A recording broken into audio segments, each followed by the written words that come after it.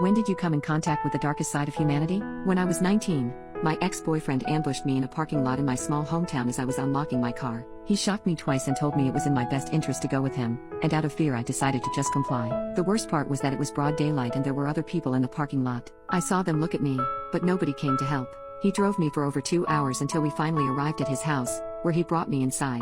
He proceeded to tie me to a chair, and I watched as he had a psychotic breakdown about what we could have been and how I did this to him. He stabbed himself 3 times, and me 27 times, and every time he drew red from either of us he'd tell me this was my fault. He'd sit there and interrogate me right after, asking me what my current boyfriend had that he didn't. He ended up using the red he drew from me to write our names followed by a love heart on his wall. After 4 hours he stopped what he was doing, and I watched him have another psychotic breakdown in front of me. He fled his house and left me tied up after it, and I sat there for at least another hour before I started trying to break free. I ended up surviving that day, but sadly I think that's the worst thing that could have happened to me. You see, during those 4 hours I refused to react to anything he did.